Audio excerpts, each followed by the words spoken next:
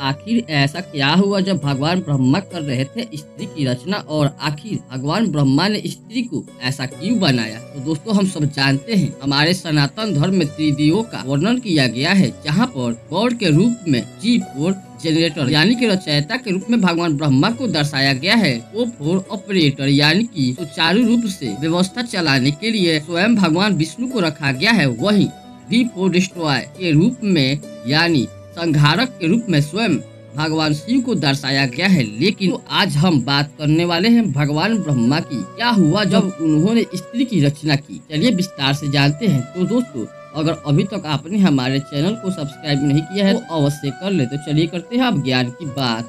तो दोस्तों भगवान को स्त्री की रचना करते हुए 6 दिन बीत चुके थे। भगवान ब्रह्मा 6 दिन से स्त्री की रचना कर रहे थे, फिर भी रचना अभी भी अधूरी थी। ये देखकर देवदूतों ने भगवान ब्रह्मा से पूछा, हे भगवान, आप स्त्री की रचना करने में आखिर इतना समय क्यों लगा रहे हैं? भगवान ने जवाब दिया, क्या तुमने ऐसी सभी गुण देखे हैं? ये मेरी वो रचना है जो हर हालत में डटी रहेगी। स्त्री चाहे कैसी भी हो, ये सबको खुश रखेगी, अपने परिवार और अपने सभी बाल बच्चों को एक सा प्यार देगी। इसमें बीमारी होने के बावजूद भी कई घंटों तक काम करने की क्षमता होगी। भगवान की बातें सुनकर देवदूत हैरान रह गए और पूछने लगे, क्या ये आपने अपने दोनों हाथों से इतना सब कुछ कर सकती है? भगवान ने जवाब दिया, बिल्कुल, इसीलिए तो मेरी सबसे अद्भुत रचना स्त्री ही कहलाएगी। इसके बाद देवदूत ने भगवान की बनाई हुई रचना को पास जाकर जब हाथ लगाया और कहा, प्रभु ये तो बहुत नाजुक है। तो भगवान ने कहा, ये बाहर से नाजुक जरूर है पर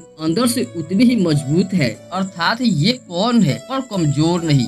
इसके बाद इस रचना के बारे में जानने के लिए और भी उत्सुक हो गए और देवदूतों ने भगवान ब्रह्मा से पूछा, हे प्रभु, क्या स्त्री में सोचने की क्षमता होगी? तो प्रभु ने जवाब दिया, न केवल ये सोच सकेगी बल्कि इसमें हर समस्या का मुकाबला करने की क्षमता होगी। दरअसल जब देवदूत ने स्त्री के पास जाकर जब उसके गालों को हाथ लगाया तब उन्हें कुछ पानी जैसा प्रतीत हुआ। उन्होंने भगवान ब्रह्मा से पूछा, हे भगवान, इसके गालों पर पानी जैसा क्या है? भगवान मंद मंद मुस्कुराते हुए कहा, इसके आंसू है। जवाब सुनकर देवदूत हैरान रह गए और पूछा, आंसू पर वो किस लिए? इसके जवाब में भगवान ब्रह्मा ने कहा, जब ये कमजोर पड़ने लगेगी तो ये अपनी सारी पीड़ा आंसुओं के साथ बहा देगी और ये फिर से मजबूत बन जाएगी। अपने दुखों को भुलाने का इसके पास ये सबसे बेहतर तरीका होगा, यही इसकी ताकत होगी। देवदूत ने ये सुनकर कहा, भगवान ब्रह्मा, आप तो महान हैं। इस रचना को आपने बहुत ही सोच समझ कर बनाया है। तब भगवान ब्रह्मा ने कहा, ये स्त्रियों की रचना हमेशा अपने परिवार की हिम्मत बनेगी और हर स्थिति में निडर रहकर ये सोच सकेगी। तब देवदूत ने कहा, भगवान ब्रह्मा, आपकी रचना संपूर्ण है। तब भगवान ने जवाब दिया, नहीं, अभी इसमें एक कमी है। वो ये है कि ये अपना ही महत्व भूल जाएगी कि आखिर स्त्री कितनी खास है और बार बार उसे इसकी खासियत को याद दिलाने के लिए आवश्यकता होगी एक पुरुष की। इसके लिए मैं अगला एक पुरुष की रचना करने जा रहा हूँ। तो ऐसे करते हुए भगवान ब्रह्मा ने स्त्री की रचना की।